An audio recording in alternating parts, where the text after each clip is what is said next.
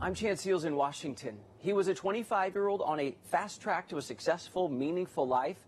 Tonight, Jelani Day's family is still desperate for answers. He's gone. What happened to him? How did he end up dead in the Illinois River? Why did it take so long, more than 2 weeks, for the coroner to identify his body? The unanswered questions are still mounting, and we're staying on top of this because these cases matter. Jelani Day and all people who go missing. A local TV station in Illinois, WYZZ, has been speaking with police there about the investigation. And here was the response when they asked if they're investigating Jelani's death as a homicide or if foul play is involved. We don't want to put the cart before the horse kind of thing. It's still an investigation. Throughout the investigation, it could turn into that. It could already be that. Just right now, I guess the best answer is that it's still an investigation. The timing and the location of Jelani's whereabouts are key in this investigation. His first known sighting on Tuesday, August 24th, was at Illinois State University's Bone Student Center in the city of Normal. He was seen at campus around 7:20 a.m. That same day, Jelani is spotted on surveillance cameras at a dispensary in Bloomington, Illinois. That's 9:21 a.m. Then, investigators say Jelani's abandoned car was discovered about an hour away on Thursday, August 26th. It's a wooded area, Peru, Illinois, around 4:20 p.m. On Saturday, September 4th, 9 days later, authorities would pull an unidentified body from the Illinois River in LaSalle County. And nearly 3 weeks after that, the coroner confirmed the body is Jelani Day. I want to bring in Hallie Bezner tonight, the attorney representing Jelani Day's family. Hallie, the FBI is finally involved in this case. I understand they were invited to join it. What is their role? At this point, my understanding is the FBI's behavioral analysis unit is involved. We're not sure exactly what their role is going to be. I'm hopeful that what they'll be doing is developing a suspect, because at this point we don't have one. They're going to be looking at Jelani's whereabouts and trying to determine what happened.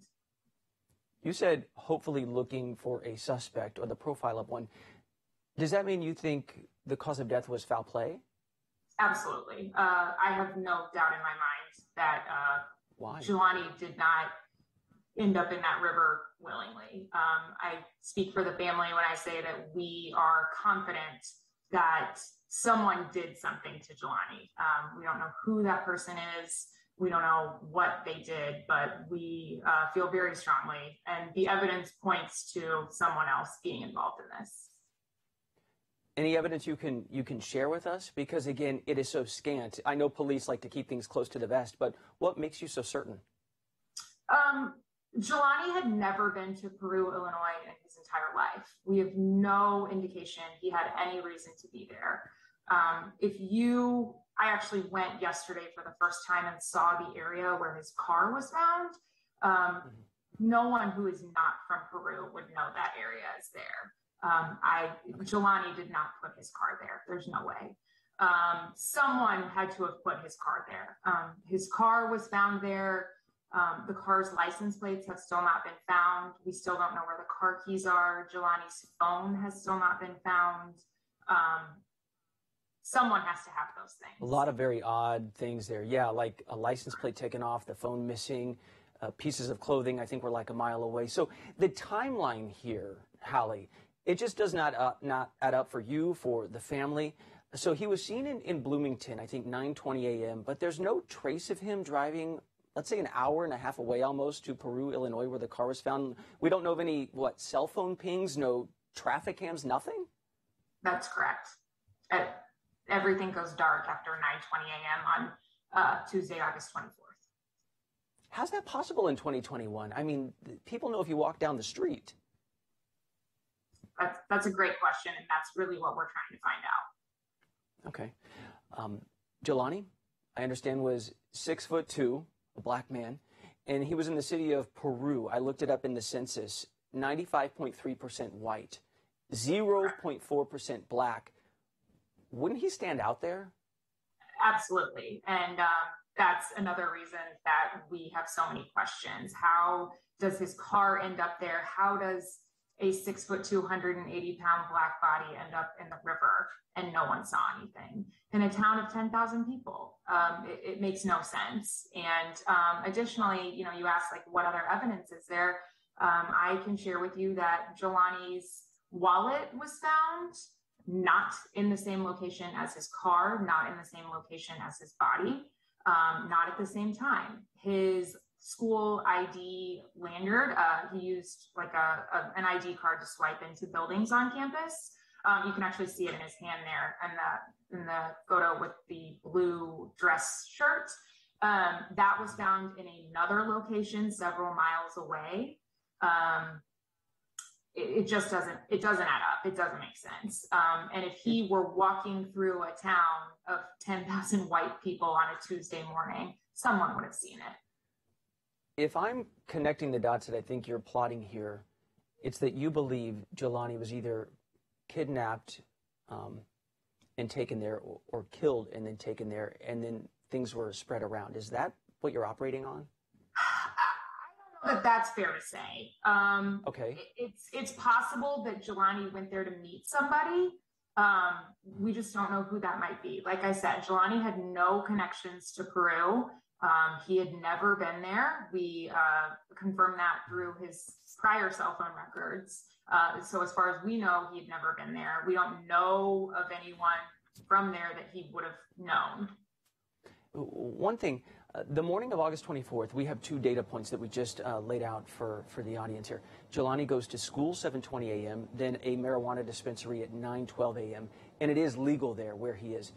Have investigators suggested there's a link to that? I don't think so. Not to my knowledge. I think that was just an errand on a Tuesday morning. Carmen Bolden-Day has been very outspoken. She's joined us a few times here saying she feels disrespected by the police. She felt dismissed by the coroner. And she told us this on Wednesday. This was just before the coroner identified the body of Jelani. All I know is that law enforcement, the local law enforcement, is not doing their job. And if they can't do their job, get somebody in that can. Get the help you need. Put aside your ego. Get me the help, because it's not about them. It's not about me. It's about my son. Hallie, police say 9 agencies were involved in this. It seems some might have been more aggressive in pursuing clues than others. And we also know there can be such thing as too many cooks in a kitchen, fighting over jurisdiction. What effect did that perhaps have? Honestly, I think it's had a huge effect. I know from Carmen's perspective, she has had really a lot of difficulty getting in touch with people, getting answers. That's how I came to get involved in this case. It had been 8 days and she wasn't getting answers, and I was contacted to try to help her get some answers. I would say definitely a lot of agencies involved, and that's definitely been a difficult thing. A lot of different jurisdictions, and in the beginning we didn't know where things had taken place. In the beginning, it was ISU Police Department and Bloomington Police Department, and then the car shows up in Peru, and then the clothes show up in LaSalle, and the body's in the river, and all of these different places. And I think that that's been a real problem because there isn't a point person. So some agencies have done a better job than others, and that's been really hard on the family. Well, I think that's what Carmen was trying to tell us is, maybe in Bloomington they said, we're going to crack this. And then you get to Peru, different process, and then it takes, I think, like 9 days for LaSalle, the county, to drag the river or something. I don't know if I have all of that exactly correct, but the bottom point being, she felt like people dropped the ball. So what is the next move? At this point, we're still looking for answers. We don't know why Jelani was in Peru. We do not know where his cell phone is. We don't know where the license plates are. We don't know how his car got there. Somebody knows something, and we need that person to come forward. I need that person to hear Carmen's grief in her voice. I need them to see the anguish in his father's face and the siblings that are missing, their brother. And I need them to come forward so that they can properly grieve Jelani, because they're not getting to do that right now because they don't have answers. And that's what they need. And we need people to come forward. Absolutely. Hallie Bezner, thank you so much for your time. Please keep us posted, Hallie. Thank you.